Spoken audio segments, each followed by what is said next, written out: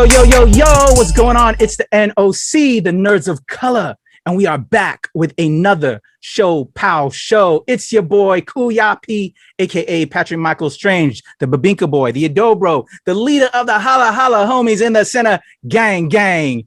And back again for another ShoPowSho. With the exception, I don't have the amazing Ates with me. They had a little bit of internet trouble today, so unfortunately, they can't join us, but we send them our love as always. So today, man, I have an amazing one for y'all. As y'all know, we put this show together to find the amazing Filipinx that are around our community, around the world, that are doing amazing things. And I have an amazing one today here for you, Miss Pattie Umali. She is a game developer, a project manager with the expertise in intercultural education. She is transitioning into the creative industry from 8 years in the international exchange and higher education space, working in program building, management, and evaluation. She is the conceptual creator and producer of The Girl Who Sees, a fantasy RPG about a young girl in the rural Philippines during World War II. Pattie's professional passion is to promote interactive storytelling as a tool for intercultural learning and global awareness. She is currently searching for her next opportunity to create, produce, and innovate. And so if you have something for her, she's ready. But right now, she's getting ready to launch this Girl Who Sees. And I am going to show you the trailer right now. Check it out. Here we go. The Girl Who Sees.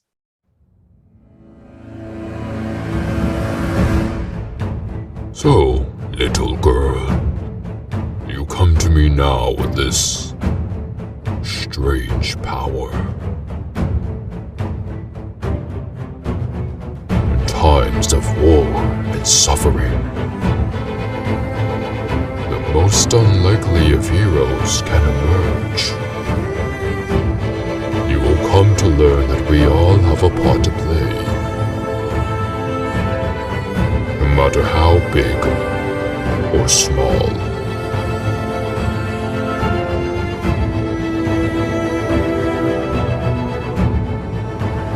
The burden falls to you, Kina. Will you carry it? You, Kina, the girl who sees. All right, boom, there you go. Air horns. We have on the screen Miss Pattie Umali. Hey! What up, Kuya P? How you living? Yes. I am so excited to have you. Girl, you are so accomplished. You are so amazing. I know my daughter is going to inspire when she sees this video to see.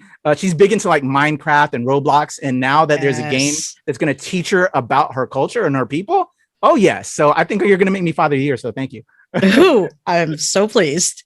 Awesome. So thank you for joining us. We're going to dig into everything. But before we get into your origin story, because you know you're our hero now, and every hero has an origin story. I want to know about this amazing project because it's dropping right now, and everybody that's tuning in are going to want to know about The Girl Who Sees, and we'll cover it again towards the end. But just off the top, because we just saw the trailer, can you elaborate more on how this project came to be and what we can expect with The Girl Who Sees? Absolutely. So The Girl Who Sees is a hybrid video game. It's sort of a bit of a point and click classic adventure and also a turn-based RPG. And it really focuses on the story of a young girl named Kina Laban. And she is living in a rural village in Cotabato, which is in Mindanao, in the year 1944, during World War II. Like many other towns in the Philippines, her village is under occupation. And she lives with her mom, who's the town laundress. Her dad's passed away. She goes into the forest one day and runs into the magical, mythical creatures of the Philippines, and stumbles upon an ancient scroll. And it's written in Bayan, which is one of the ancient Philippine scripts. She doesn't know what's going on. Gets some advice from the tree demon elder of the forest, Manong Capre. And he advises her to figure out what this scroll says. And meanwhile, back in the human world, the new Japanese colonel in town's got the hots for her mom. So, we got some interesting things going on in the magical world and a little bit more of realism going on in the human world too. And so throughout the game, you have there's two styles to the game that I made to appeal both to classic gamers and to people who are less familiar with gaming but still wanted to engage with the culture. There is battle mode, which has classic turn-based battles similar to Final Fantasy or Fire Emblem. And then we also have discovery mode, where instead of fighting with the sword, you fight with the pen by answering trivia questions about Filipino culture, mythology, history. And that beats the monsters in the same way it would have if you were in a classic battle. And so those mechanics drive the player forward to give you an experience of what's really important to me was showing the Philippines in a postmodern time in history, because I think too often people of color, other cultures, are portrayed in video games in their ancient setting, which tends to exoticize subconsciously, I think, for the player. So that's probably a long-winded version of the summary of The Girl Who Sees, but that's a bit about the game. And we released our beta version to a smaller indie site called itch.io, but our big, exciting relaunch is on June 12th, which is Philippine Independence Day from Spain.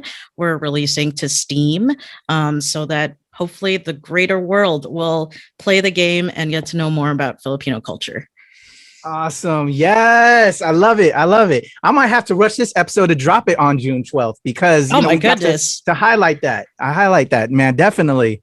What birthed this game for you? We're gonna get, again, like we're gonna tell your origin story in a bit, but since we're on this on the game, I kind of want to, what was like, I have to do this game. How did it come together? So at first I was starting out with game development. I had never thought about making a game until in my early 20s when I was starting to think about grad school. You mentioned in the beginning that I worked in international education. I worked at a study abroad provider that sends American students from different colleges abroad. And I really enjoyed working in that space, but I realized that there's a lot of students and, those who also don't attend college, who don't have the opportunity to travel, to see other places. And, there so many of those people also need to learn about other cultures and peoples and, learning about each other, understanding our histories and experiences creates understanding and, just more empathy, cultural empathy. Oh, yeah. And so I recognize that video games could be a way for people to really immerse themselves in another culture, another place, to connect with people from different places with different stories. And so I was like, okay, I'm going to make video games that teach about other cultures. And went to grad school and got to take game design classes. And, definitely was like, I don't know anything about game development. I need to start making some games. And so what started out as just a, beginning project, I was like, oh, I really want to make a fantasy game. And right away was like, okay, but being true to my roots, I want to make something about a lesser known peoples, a people of color. And I've always known that, authors often say, speak to what you know, speak from your own experiences. So I was like, why not a Filipino fantasy game? And even then it was still not like, I really need to make this. I was just like, oh, this sounds like it'll be cool. I didn't know anything about Philippine mythology or our pantheons of gods. Like, I didn't know about any of that. It was a relief to find that we had such a rich culture of mythology and lore already there. And I started researching. I was searching, games set in the Philippines. And granted, if I was in the Philippines, I'm sure I would have gotten a lot richer, hits and links to on in the Google search. But on this side of the ocean, I found a Wikipedia article that said game set in the Philippines, and it was like Battlefield, Battleship, blah blah blah, or not Call of Duty, but something like it. There were a lot of war games, and there were no like seemingly sort of kid centric or like educational style games listed on there, at least I should say. With more research, I found that there's a great amount of games coming out of the Filipino game development community. But in that moment, that's what I was able to find. And so I was like, there's not really much for someone like me who wants to learn about Filipino culture, who is English speaking, isn't great at Tagalog or any of the other languages of the Philippines. And so that's when I started to feel like, okay, I have to make this. And it started out way too big of a dream, because, any creator starts out with like the whole world of a project, and it has to get scoped down into what's manageable. And we decided we're going to make this game. Obviously, I didn't have any money to do it. So we were like, okay, we're going to crowdfund this game.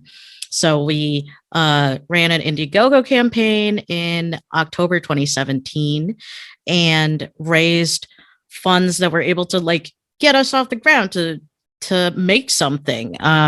And so we developed throughout 2018 and the first half of 2019, and we released our beta in September 2019. And so that is sort of, how the game came to be.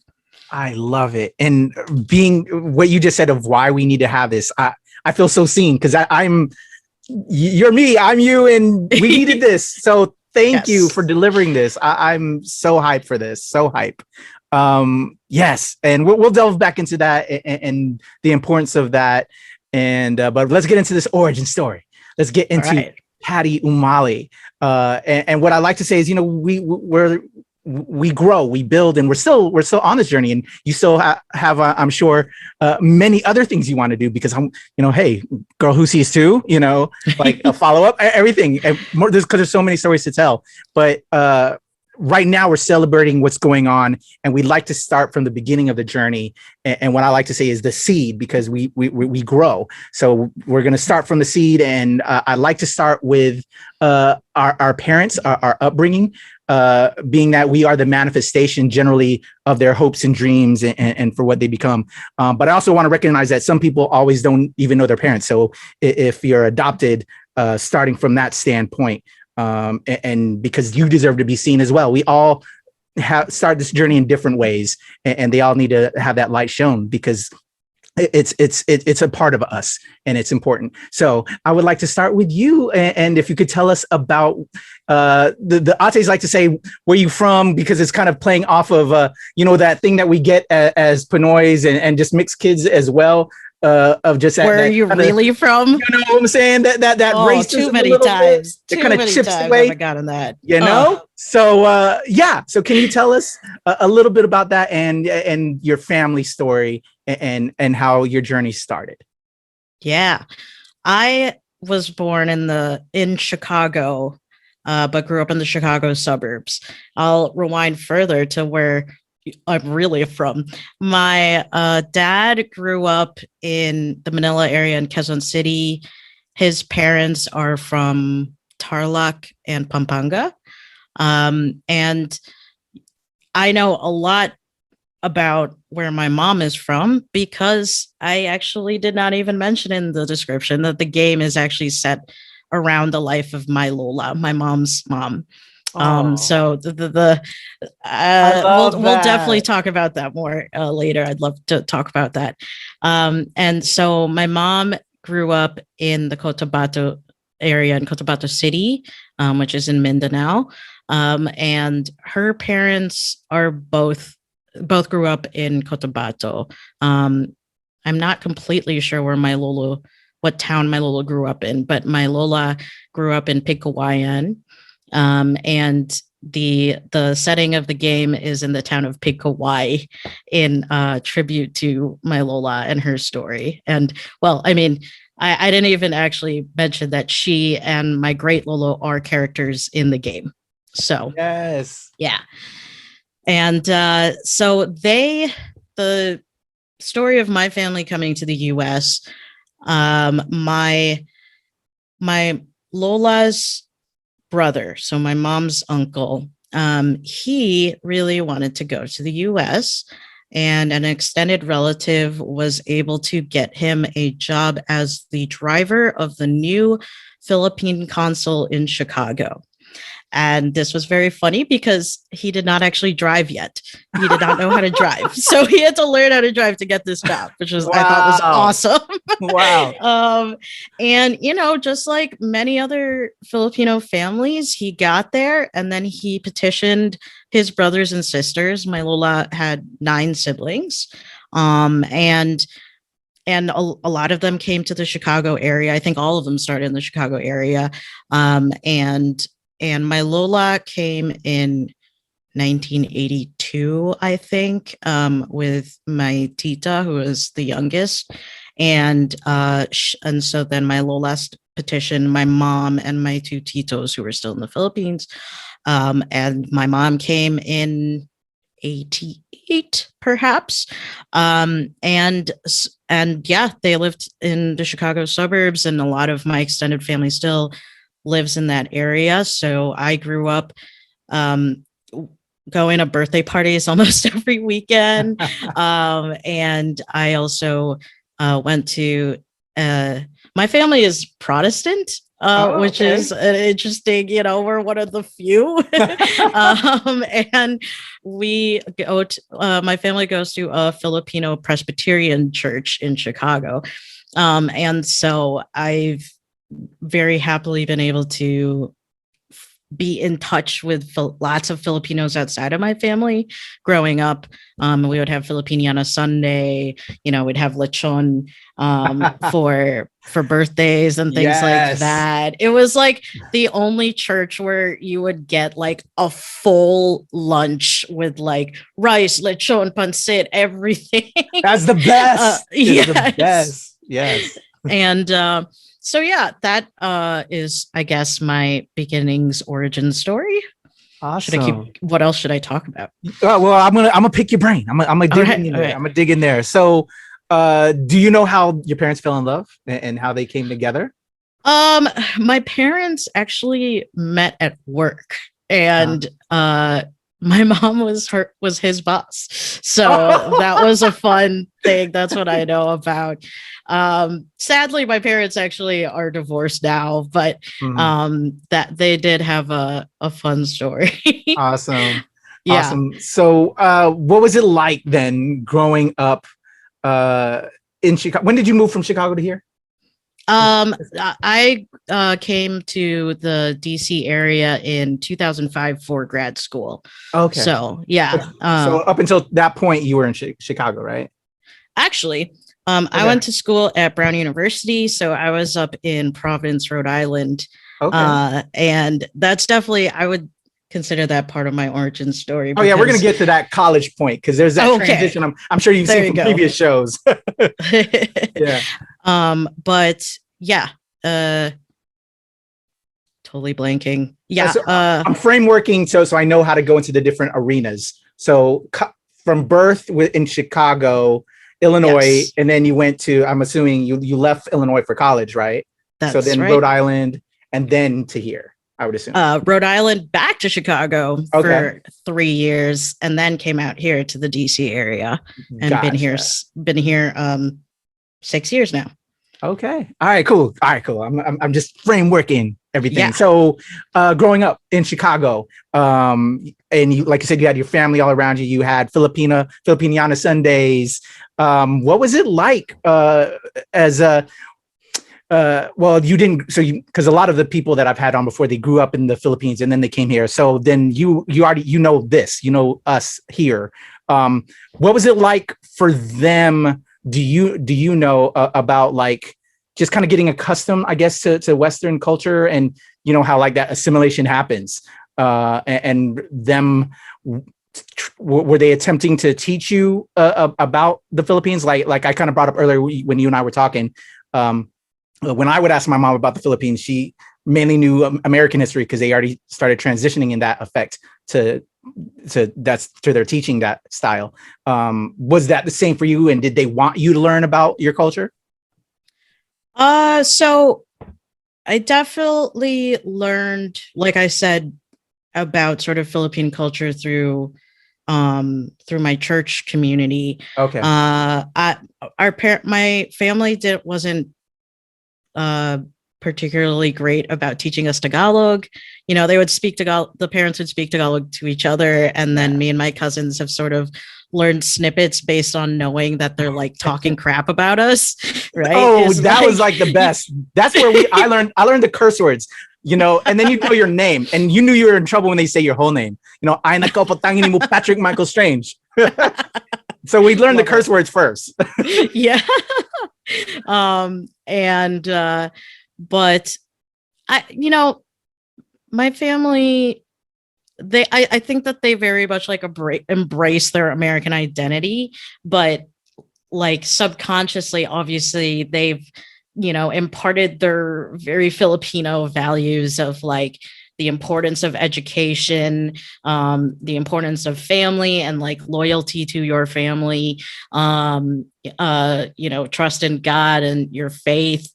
And I think that they don't necessarily recognize how Filipino they are sometimes.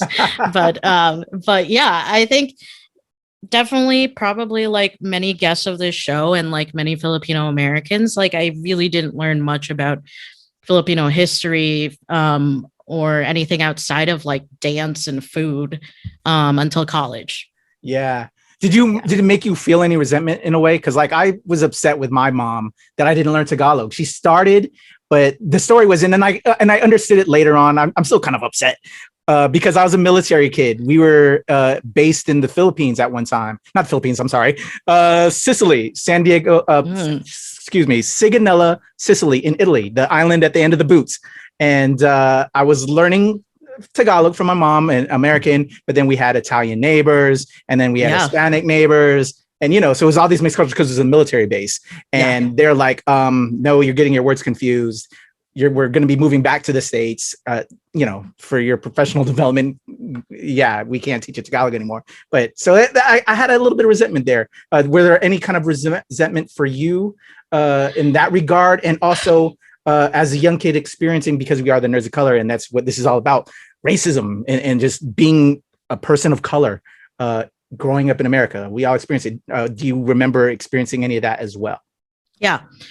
On the first point, I think I didn't. It wasn't necessarily outright resent or anything like that, but definitely, I felt frustrated that that I couldn't speak or read Tagalog, or definitely not write it. I would say that I tried a little more actively, I guess, to in my teen years to start picking up more. Like if I was listening to my mom and my aunts and uncles talking, if I didn't know what they were saying, I would say, wait, what did you say? Or what does that mean? And slowly I was able to pick up a little more. But obviously not being able to practice it that much because you feel silly talking to fluent speakers and shy about it. I didn't necessarily practice as much as I wanted to. And so actually, I feel like the way that I got to practice a teeny bit more were in the times that I would visit the Philippines. And before we get into the sort of tastes of racism topic, I actually totally forgot to mention a very like formative part of my life, which was actually that I spent 10 to 12 months living in Quezon City when I was 5. Okay. You know, for family reasons, my mom moved she and I back to the Philippines. And you know, I was 5. I didn't, and like we just spoke, I didn't speak Tagalog. So it was definitely an adjustment for me. I grew up with all of my cousins on my mom's side and lots of family around, and then sort of moving to Manila, where we also had extended family, but obviously I didn't know them as well. And I went to a Montessori school where they did the classes were in English, so that wasn't too hard. But from I guess, a social standpoint, it was there was definitely a barrier between me and the other kids, and you know, I couldn't speak Tagalog, so it was like we have to play in English, kind Yeah. of. And so yeah, I was only there for about a year, but that definitely impacted how I saw the United States and the way we live in the States when we got back. Yeah. Um, Especially growing, or like in elementary school, I remember that people would ask me like, "Oh, you're Chinese, right?" And I would be like, "No, my family's from the Philippines." And they would be like, "Where is that?" Mm-hmm. Right. And then slowly people started to recognize in maybe middle school, maybe high school, that the Philippines was a place, and Yeah. that Filipinos are a group of people that are in the States. And so, but you know, it definitely colored my view of like privilege and like the quality of life that we are so used to. And I think that um, definitely it has to do with like my desire to teach, to make sure people know about other cultures, because the experiences and the people that I met while in the Philippines, and um, I've gotten to make friends in Vienna, Austria through like a high school exchange program, like getting to talk to people from other places that are my age, and like understanding how differently they think, and also how similarly we think about other things. That has just like expanded my view and my understanding of the world around me. And I think that that's like super beneficial for every person. I Um, completely agree. Yeah. yeah. Yeah. As a military kid growing up around the world, I think it's so beneficial, like you said, to get that worldview and understanding and appreciation of things a lot more. Yeah, I'm sorry, but I completely agree. Yeah. Yeah. So what's missing? It's what missing. I think people, if we had that more, it would at least help. I think people are still people, but I think it would help for the future, at least, as Agreed. the old ways die out and that old thinking die out, and we just have a better knowledge. I think will just go a long way. Word. I completely agree. And so yeah, like I said, that experience as a kid definitely colored growing up in the Chicago area after that. Like, um, granted, I didn't learn the Tagalog while I was there. I remember, you know, we had Tagalog lessons in class. And my mom tells me that there was one assignment where, you know, we had to write down like 3 words in Tagalog as an assignment. And so I came up to her and I was like, Mom, I only know 2 words. And like, it was tae, which means poop, and kolangot, which means boogers. And I didn't know a third word. Awesome. So yeah, it was definitely interesting, you know, not being a native speaker. And I think that obviously that also sort of gave me more empathy for you know, English, non-native English speakers here in the US too, growing up. But it it was an experience that I don't necessarily it wasn't comfortable Mhm. because I grew up in the US and I was used to such Yeah. worldly comforts as aircon 24/7 or whatever, right? Yeah. But it really opened my eyes to like the disparity in living Oh yeah. between people, you know, here in the suburbs of the DC area, the Chicago area, what have you, and Mhm. you know, people living in the slums or people living out in the provinces. And you know, we all know that there's plenty of prosperity and wealth also in the Philippines, but Mhm. the disparity and the quality of living is so much greater than here in the US. So It is. that definitely impacted me. Yeah. Oh yeah. It makes you grow. Yeah. As a kid, it makes you grow. You know, you just. I'm trying to think of the right words, but yeah, you kind of kids should be just kids is what I'm essentially getting at. But then when you experience that, you feel that it just happens that way. But at the same time, I don't know, like I don't know that that's how our parents and grandparents felt, because I don't know about you, but my Lola would always be like, finish your food, clean all the food up off your plate because there are kids starving in the Philippines Oh, who all the don't time. have, you know, any food to eat, and look at you, you're wasting, you know. Yep, all the So, time. and I think that even with that experience of a year in the Philippines, I still didn't really get it. You know, Yeah. my Lola Felly, my mom's mom, she was the one who, you know, my mom was at work and she was the one taking care of me. And I just remember being like a little girl, and it's nap time. You know, I'm sucking my thumb, trying to fall asleep, and Lola is sitting next to me telling me a story.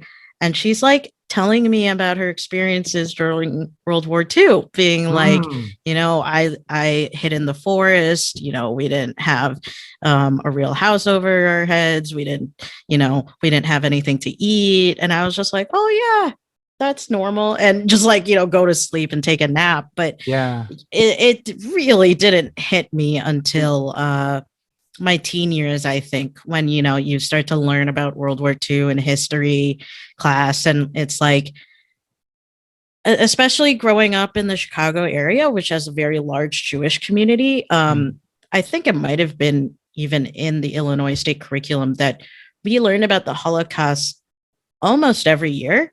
Yeah. In my K through 12 education. And I'm very glad that I did. But at the same time, like the only things we learned about with World War II were the European theater. You know, I finally heard a little bit about the Pacific theater in high school in like AP US history, but it Yep. was mainly just like the headlines, right? Of like, Yeah. the bomb was dropped, and then, you know, MacArthur returned to the Philippines, and like that's it. Oh yeah, and he was our hero. Yeah, right. Yeah, Like, come on. exactly. Yeah. I think we got maybe very little of the Bataan Death March. Like I remember a snippet of it, but I had to get like don't think more I information even- later. You know? Yeah. Right. Yeah.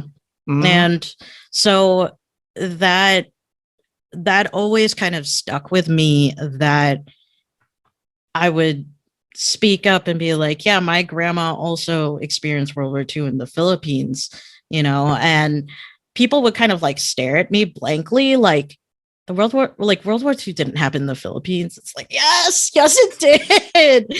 Oh my gosh, and did it. Like yeah. all the little sea battles were mainly around the Philippines. Like, come on. Yeah, I'm sorry. Yeah, no, yeah, exactly. And so I always sort of like felt that in the back of my mind, you know, that the experiences of people like my Lola were not recorded in anywhere that was accessible to me, at least. And so that definitely stuck with me in terms of like, I don't know what the histories are of so many different countries and cultures like around the world throughout the 20th century, because so much of like my history experience has been like the West and everything that's happening in the West. And that's about it, because, you know, apparently the rest of us weren't doing anything throughout all that time. Gosh. Oh, yeah. Yeah. Oh man. But we can see, I guess those are like the initial nuggets for later on when the girl who sees us, right? Like the kind of the start in a way, like you're getting some of her stories from that experience. I'll never forget, man, my grandmother as well lived through all of that. And when she came to visit and stayed with us, what would drive me crazy, I'm sorry, I just memory happened in my head, was that Please. she would, and it kind of scarred me in a way. She would we would all have dinner, but then she would just go to the kitchen and get just bread, like white bread, and then just bring it to her room. And then she'd always stay in the room a lot too. I'm like, she wouldn't come out even though she was staying with us. I'm like, why isn't Lola out here? And then when I would go to see in the room and I see her hiding the bread behind her pillow and stuff, it was like, what? Why can't Lola, you can go to the kitchen? Yeah, that was interesting. And that's where, that growing up and learning about our differences in cultures and was just amazing. And then when she would share, but it was very difficult. English was very second, third, fourth really language. It was more so Tagalog. So my mom would have to tell me what she was saying. But it meant a lot though, to have her and at least, see her and everything. But yeah, man. Just I'm reminiscing now, and I'm sure you feel the same with all of what you're bringing too. It's kind of therapeutic when we do this, right? For sure, because we're digging into our past, but it's beautiful, and it's what made us who we are now. So, well, actually, I want to know, what would your parents say about pre-high school, a young Pattie? What were you into? So I had the reputation in my family as my cousins resent me as the golden child because I played violin and was in orchestra. And I was a huge Harry Potter nerd. I was one of those blessed kids that sort of like grew up with Harry Potter. Because I was like 11 when I started reading it. So it was perfect. And I loved it so much that me and my best friend like convinced our music teacher in 5th grade to put on a Harry Potter musical. And we like rewrote the whole play script and made the entire grade participate in it. Wow. And yeah, so the nerd in me formed very, very early. Heck yeah. Yeah, so that was my jam, and then like I thought I was a punk rocker for a while. Oh, so you had an emo phase? No, I was punk. Oh, there's a difference. Yeah, there is a difference between emo and punk. I'm Sorry. not emo. Yeah, we were called the Sidekicks, and we were like a girl punk band for like 1 year.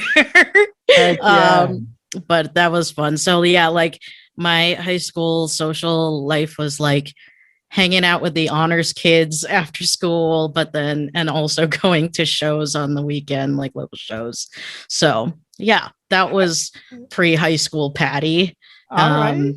My mom was like, oh, she gets good grades, but she hangs out with those punks, those. So, but I turned out okay. Heck yeah. I love it. As of this recording, I'm sorry, we're recording this in May of 2021 right now, but this is going to drop June 11th anyway for you guys. You're seeing this, you're already watching it. So like, man, why do you telling this right now? But there's this amazing group of little girls that just became viral. Did you see that, Pattie? The Lindas? Oh my gosh, I'm going to send it to you. Yes, actually, please. you know what? I might throw this clip in here real quick. All right, boom. Pattie's going to see this later, but she's actually going to see it today as of this recording because I'm going to share with her. This is amazing bunch of little girls that were rocking out at a little library. This racist kid was like, "Are you Chinese?" She's like, "No." And it's these young girls. They're like 12 years old and like talking about racist adolescent boys. And they are amazing. And I'm going to send you this clip. I'm sure you're going to feel it. I felt it. Like, so good. Like little girl power all the way. Yes. I love it. So good. That's oh man, you just reminded me of that little girl because it's just so amazing. Like I love that spirit. Okay, going to school now in middle school, high school. What was that like? And growing up in Chicago, and you were the golden child, so I would assume you were okay. You were handling business. You knew what you had to do. You had the understanding from being in the Philippines and an appreciation of everything. You had a different kind of a point of view. But can you tell us about those formative years in regards to like the creative path or career path that you would later take, and then going to Brown and all that? Because I'm pretty sure you already know the question that happens that we give coming out of high school. That influence that immigrant parents have on you because they want you to just be successful and not to worry. Just let's get into that stage of life leading to Brown. So I guess I grew up in the suburbs, the northwest suburbs. Mean Girls was filmed like 30 minutes from my house. Wow. And it was filmed like at the mall that my mom worked next to. So that's like sort of the vibe, is that sort of upper middle class white, healthy Jewish community. In the suburbs, there are pockets of Latino communities, South Asian. There's a lot of Korean Americans, Korean community. And so my high school is like maybe 80%, 70% white, maybe 10 to 15% Latino, Latinx. And then I guess just a smattering of other stuff besides that. There were, I could probably think of like 10-ish Filipinos that I knew at my high school. And we definitely tried to represent. We would do, our tinikling modern dance stuff, like at the multicultural show. But definitely not enough Filipinos for a Filipino club or anything like that. And, being an honors kid, I definitely got a lot of the like, oh, you're smart because you're Asian, or like, oh, you play the violin, you're so Asian. And it was just a lot of that. And granted, I definitely know that like me being like a punk rocker was like the way to rebel against that, because I think a big part of me was always trying to like fight the stereotypes. Oh yeah. Even though I fit them in a lot of ways too. Yeah. So like high school was very much like going to an Ivy League school was like my mom's like ultimate, like, okay, I will have succeeded in like being an immigrant in America if my child goes to an Ivy League. And so, even in like 7th and 8th grade, my mom was like, you have to get good grades or else you're not going to go to college, which I totally like ate up at the time, thinking that college would care about my middle school grades. But high school was just like, pressure central, especially junior year, taking the ACTs. Don't take the SATs in Illinois. It was like, it was a lot of like just this bubble of like academics is everything, all of your extracurriculars is to support like getting into college, that's why you're doing all these things, and like that is your ultimate goal. And it was so all encompassing, I guess I should say. And in my free time, like I said, I played the violin. I started at age 8. I went to a sort of prestigious violin academy in the Chicago suburbs. And so we performed every year at Orchestra Hall downtown, where the Chicago Symphony plays. And The best players would like go all over the world and like play for the Pope or like play for this or that. But my teacher also formed a performing group, so like we would also be performing around the Chicago suburbs, and we got to go on a Germany performance trip that was really fun. And yeah, so I mean that plus the family parties every weekend and church and that type of thing, that was sort of my life in, middle school, high school. Yeah. So college coming up, you're getting ready to graduate. What did you want to do? And obviously she wanted you to go, to Ivy League. What was that like? So what did Pattie Umali in high school want to do? Did you know at that time what you wanted to do? And all I knew was I wanted to get the hell out of Buffalo Grove. Yeah, that was it.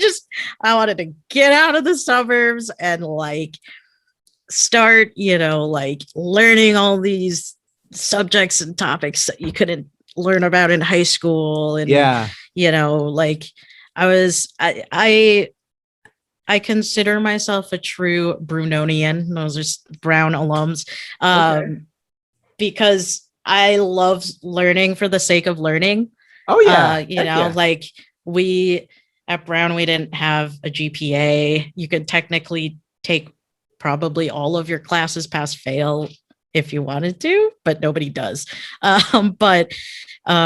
So I was just like very excited to be in that college environment, not only to definitely for the academics, but also to like meet new people. I think I was like very tired of the same thing in the Chicago suburbs. Yeah. And I didn't know really what I wanted to do. I was very interested in psychology. My mom, like her tune for a while was like in middle school when I was younger was like, I wanted to be a fashion designer, but your Lolo made me be an accountant. So you can be whatever you want. Okay. But then like by high school, that turned into, you can be whatever you want, as long as it's a business person, a doctor, or a lawyer. So there were like, provisions. Okay. Really? I don't really want to be any of those things. Yeah. So I was interested in psychology, and I think that was sort of me throwing a bone to my mom, being like, okay, I could be a psychiatrist. Yeah. But I think maybe once I was accepted and starting to try to think about more like what I want to major in is when I started to recognize international relations being really interesting to me. Yeah. And so I did sort of start my freshman year with like the international relations track curriculum. Okay. And I chose a concentration within international relations of politics, culture, and identity, which was the very much like anthropology, sociology side of like what I cared about.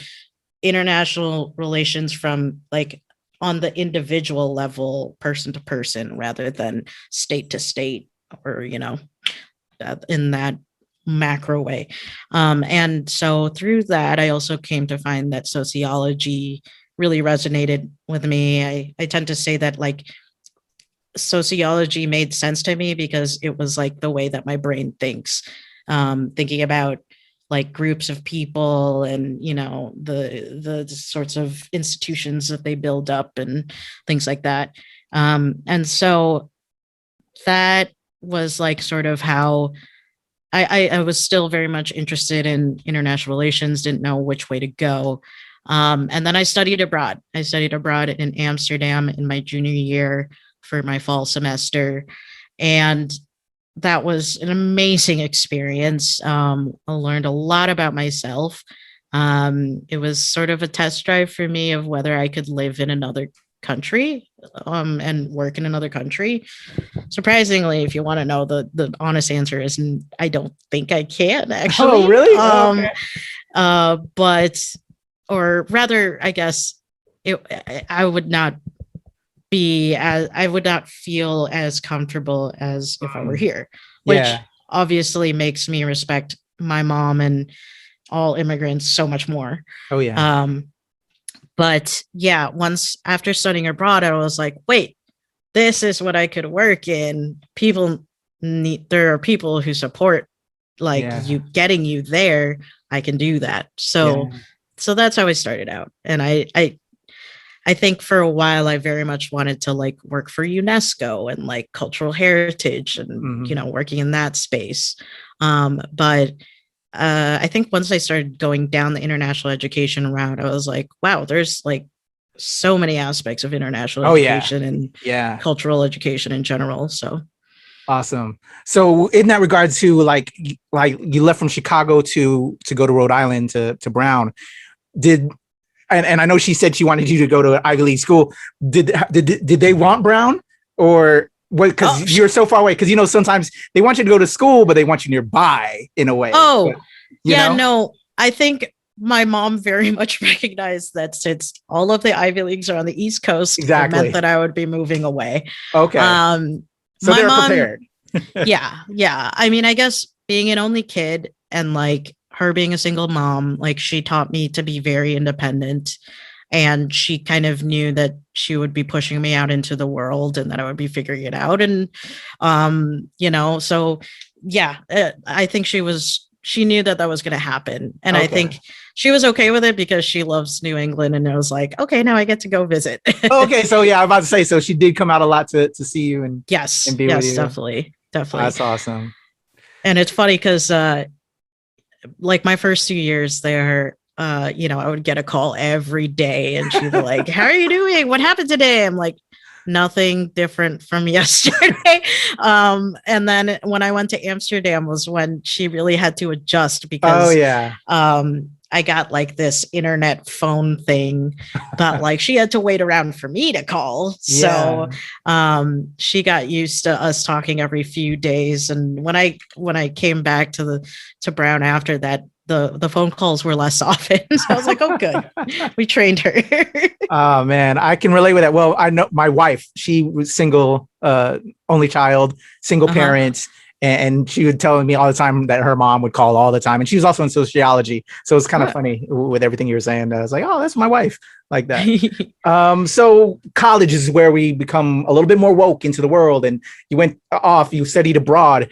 Are there any big like life lessons or suggestions or recommendations for any of our fans and viewers that are watching this that you learned along this way, and especially in this stage of your career that you can say, yes, go study abroad, like anything you would want to point out that was important to you that you kind of experienced and felt at that point? I definitely would say if you have the opportunity and the privilege to, be in college and be able to explore academically, like all of your interests and things you never thought that you would learn about, like go for it, take the classes, and you may end up finding so many other passions and interests. And I think sort of the way that I was raised by my family is that, it's one track, it's one field, and like that, and you have to study that, and like you're going to college so that you can get a job. And, my mom would kill me for saying this, but no, college is not there to get you a job. You'll be able to get a job. It doesn't matter what you study, more or less. But college is the time for you to develop those like critical analysis and, how to think about the world at a much bigger level. And very much in the same way that I was just saying, like, find your interests, like those interests could expand the way you're thinking about what your career will be. It doesn't have to be just art or just engineering. There are engineers who build Photoshop and make like all of the art that we have today. I've just been sort of like doing some like career searching, soul searching in my life lately. And I've just really been lamenting like I didn't get enough career counseling, like growing up as a kid, you know, or just like they never taught us that I thought an engineer was like a civil engineer. Like, Yeah. that's Oh, it. yeah.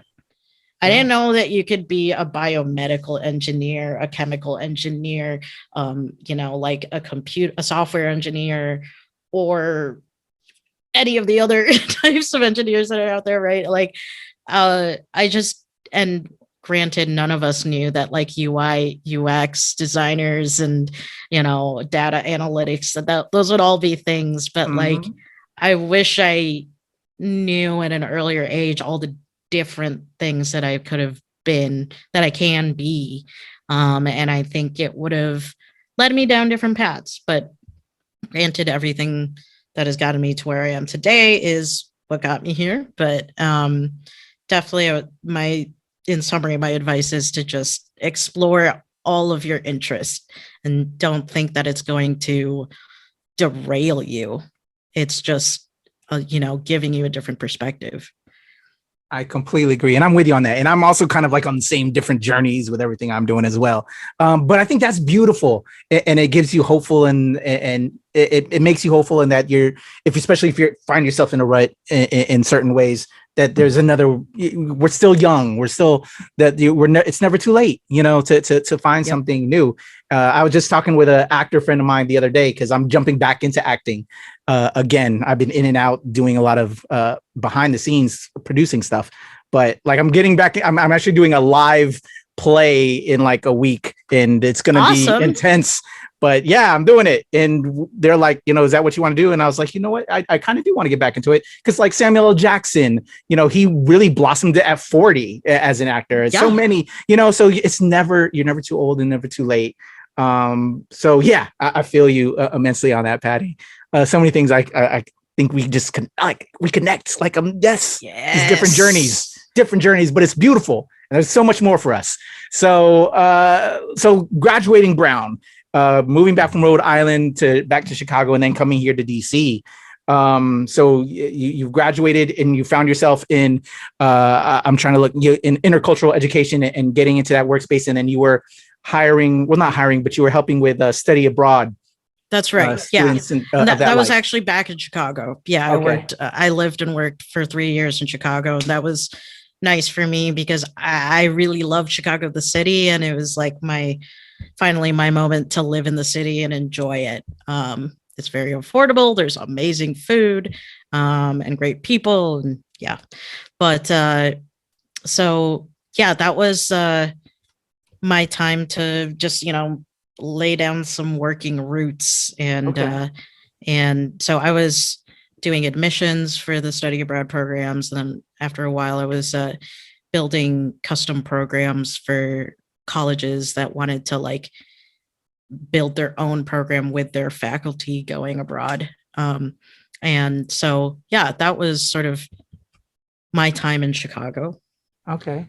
And then what brought you here to the same, a different company or another opportunity? No, it was time. I decided I wanted to move on to grad school. Okay. And I attended American University in their International Intercultural Communication Master's program. And and I picked that program because I had mentioned in my admissions essay that I was really interested in exploring how games can be used to teach about other cultures.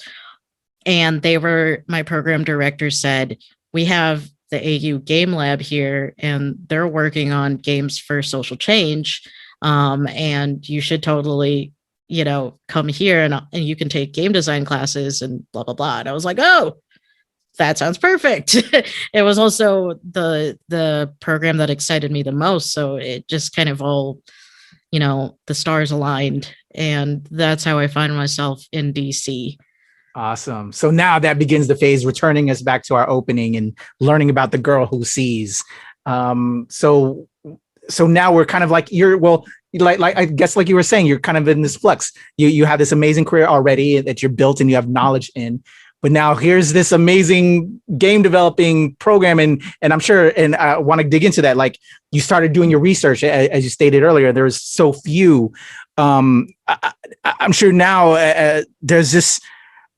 I don't know. It's like when I found acting or getting into this hosting and now doing the ShoPowSho, learning more about my culture. Like it kind of takes over in a way. And now, while you are making money doing this and the third, but this is so. This just enriches you more, and it kind of consumes you. So let's talk in that regard now, and why this for you, and where we're going with this, or at least where you'd like to go. Yeah. So the game was meant to be sort of like my proof of concept that you could use games to teach about other cultures. On the surface, that's a very obvious statement. Like, yes, games can teach about other cultures. But to me, it was important to have a game that, like I said, is set in like a postmodern historical period. And I was really happy that, we incorporated the language learning. And the trivia feature was actually not part of the original concept. It came later on, like in the earlier stages of development, because when we were hyping up the game at different Filipino American community events in the DC area, people kept on trying our demo, and they didn't like the battles part. They were really excited to play the game, but then they would get stuck playing the battle. And one of my teammates very aptly said, why don't you find a different way to fight? What if they could answer questions about Filipino culture? And I was like, wait a second, that's a great idea. Yeah. And so that we built that in a little later on in development, and now I'm so glad that we did it, because I think it just makes it so much more accessible. And so that was and I think that was really important to have all of those elements. And obviously very much I cared about a show. I set it in Mindanao, so it should have certain elements of the story that are pretty unique to Mindanao. So I included people of the Maguindanao tribe in the game, to rightfully acknowledge that those peoples live and also prosper in Mindanao, and that they actually the Muslim tribes of Mindanao were really key in holding off Japanese forces during World War II, because the Philippine army was not even down there in Mindanao. So it was really on the guerrillas and local folks to just fight back and resist.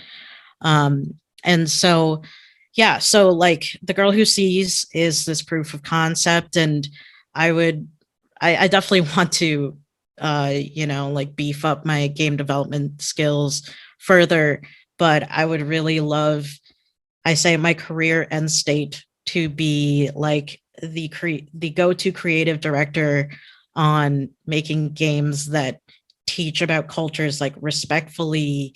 I hate the word authentically, but truthfully to their experiences, and and positively, of course. You know?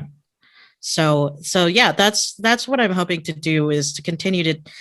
You're saying The Girl Who Sees too. I mean, if a studio were to come up to me and say hey, let's make The Girl Who Sees 2, I definitely would not turn that down, right away or anything like that. But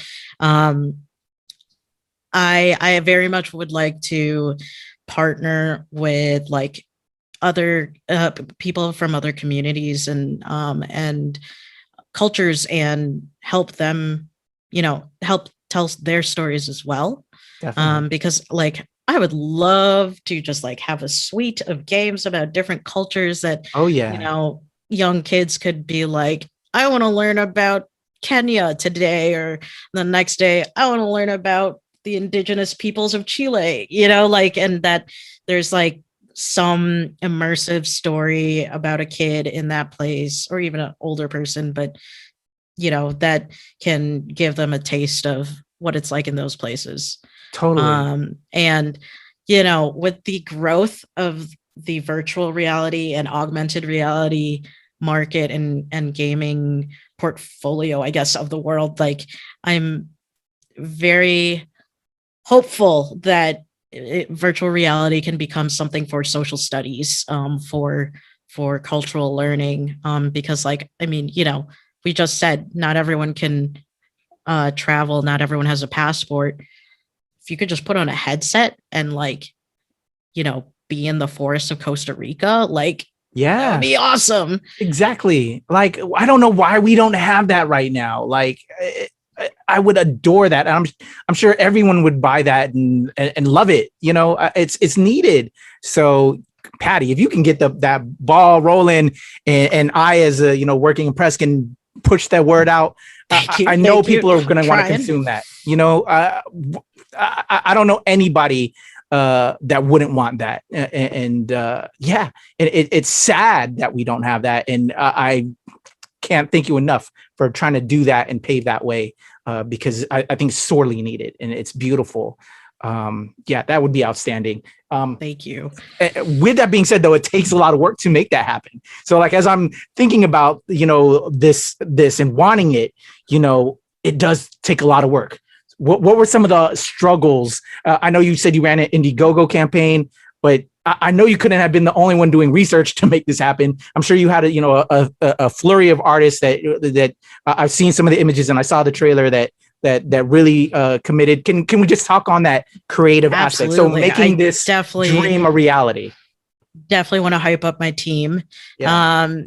You know, I guess I won't say ironically, but coincidentally, I definitely want to give the biggest shout out first to my lead programmer, who is in fact one of the few non-Filipino members of our team. My lead programmer, Nathan Hahn, has been, you know, throughout all of this, he was my first team member, and he's currently my only team member. You know, I think he and I will sort of be taking care of our girl who sees baby for all of time. But beyond Nate, of course, I was very intent on recruiting as many people of Filipino heritage as possible because their experience, I mean, innately they understand what looks Filipino, you know, or we wanted to build in lots of different aspects of the culture into every part of the game. For our special attacks and battles, the images are based on the textile patterns of the different indigenous communities. And some of our sound effects are kulintang notes, kulintang being one of the ethnic instruments of Mindanao. And, you know, I just knew, obviously, that having people with Filipino heritage with deep knowledge of the Philippines and its culture would inherently make the game better. And so I think all like 90%, 5 out of 6, no, we probably had more artists than that. Like 90% of our artists are Filipinos living in the Philippines. And then in terms of like our greater team, I would say 80% of us were either Filipino or Philippine-X American. And then 95% of us were people of color. So I was just very proud of that. And yeah, it absolutely enriched the game. I did a little interview of my teammates and published it in Manila Mail, which is a local DC Philam newspaper. And I was asking them things like, you know, like, what have you learned in like making this game, or why did you want to join this team? And even the Filipino team members from the Philippines said things like, I never learned about all of this mythology.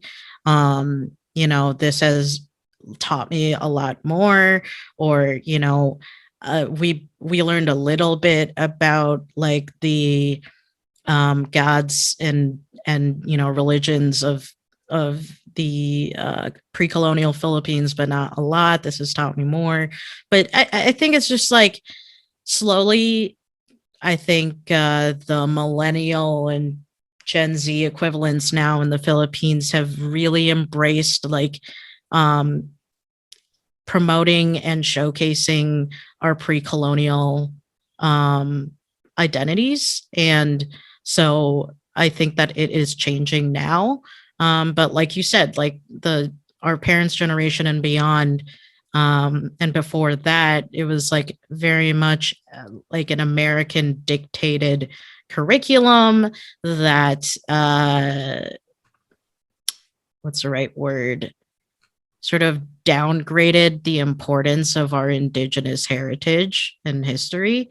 And so like I want games like mine and like all of the other awesome media projects. I'm going to do a shout out to one Filipino game that's on Steam called Bayani, and it's like a Street Fighter style game with Philippine heroes set in like a alternate apocalyptic Manila that was never colonized. Like, it's so cool. It's such a cool game. I'm making a note of that. I'm looking at it later.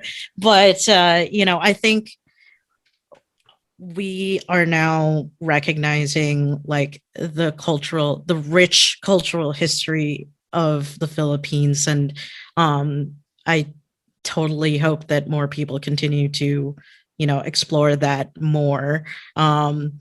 And I'm just going to do another, it's not even my pitch, but I don't know if you saw that the Filipino comic series Trece.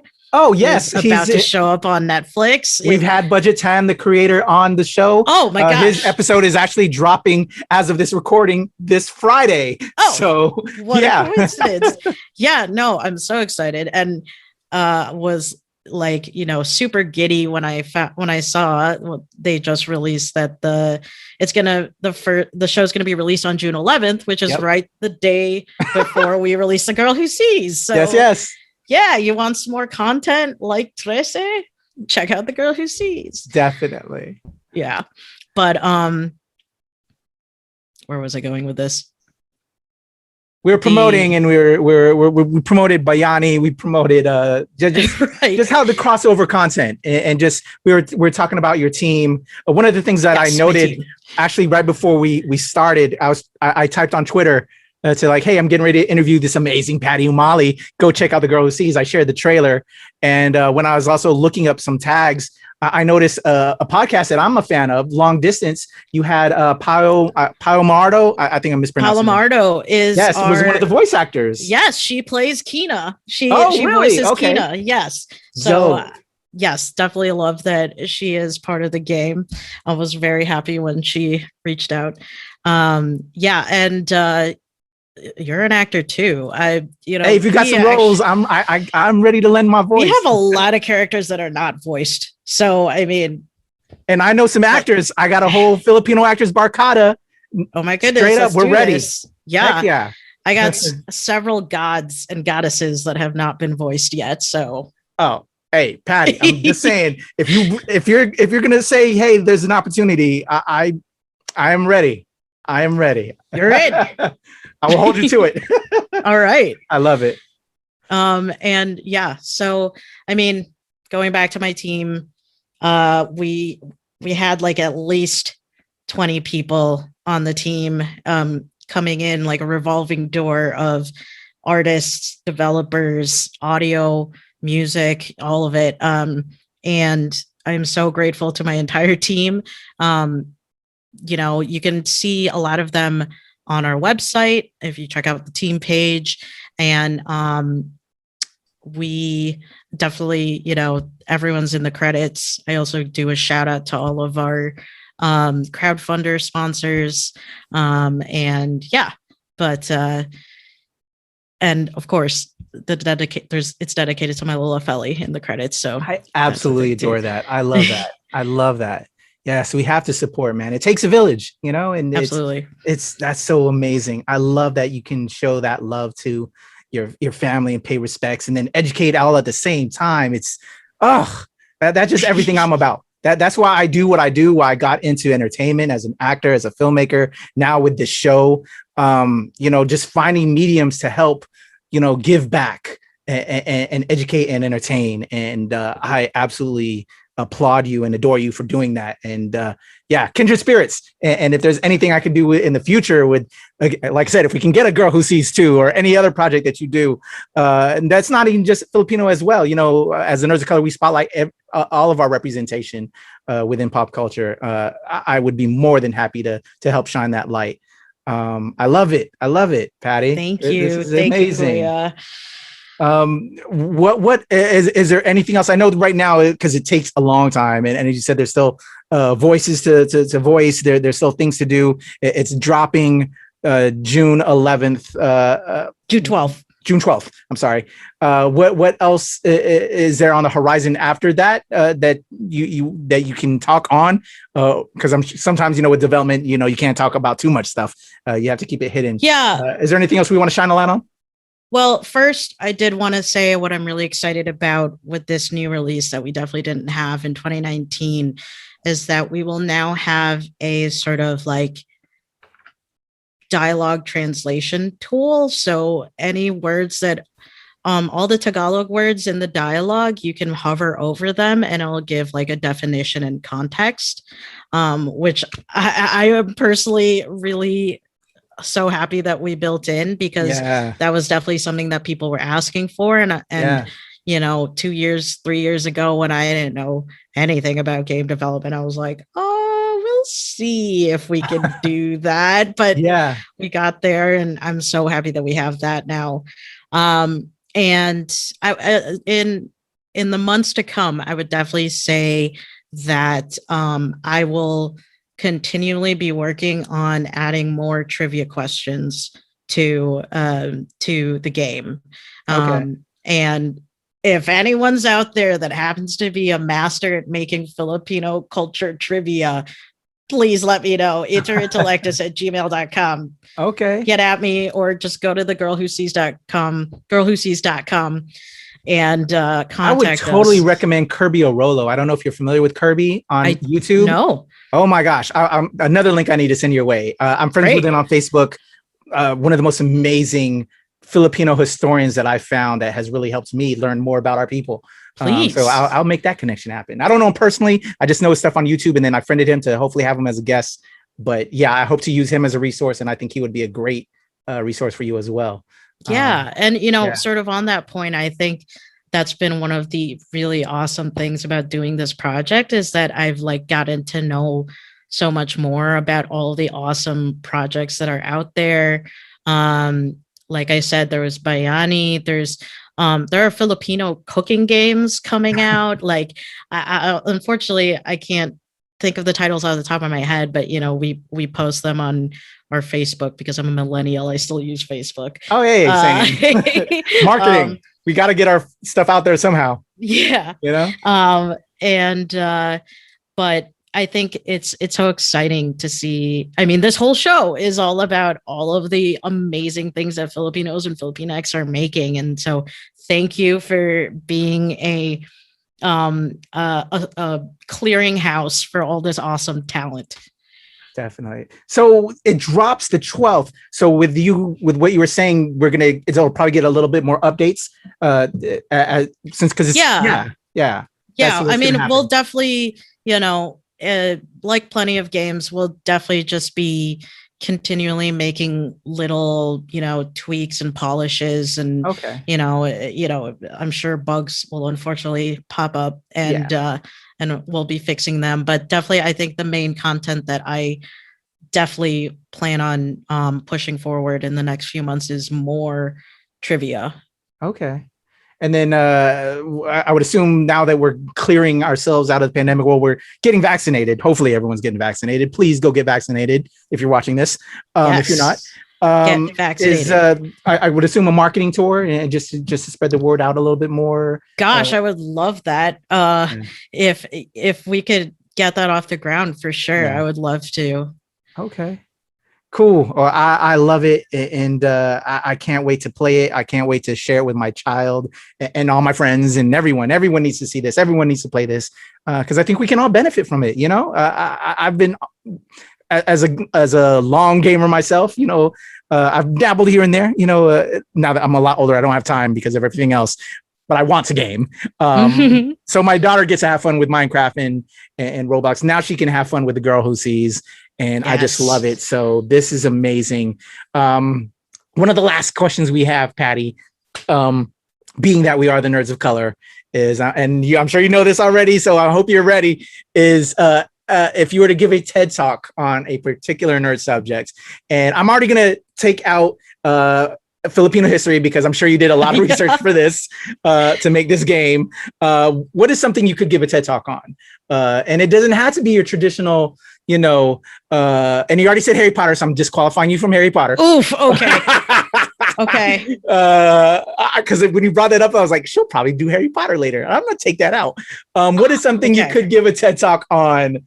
If you were to give one on and it doesn't have to be, like I said, the traditional Marvel, DC, or, you know, it could be anything. Like we had the amazing Rodney Salinas, who lives in this area, who's an amazing Filipino who I want to introduce you to if you don't know him already. He could talk on politics all day. What would be something you could give a TED Talk on?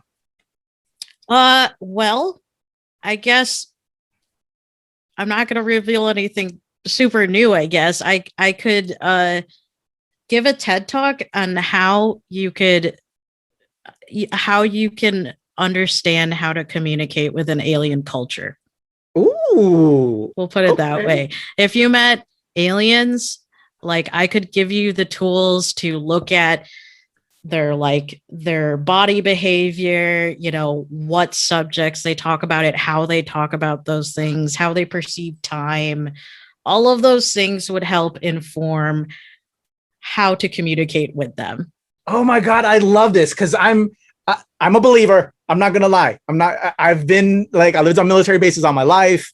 I read into that type of stuff. Do you believe in aliens? Yeah. You can say no.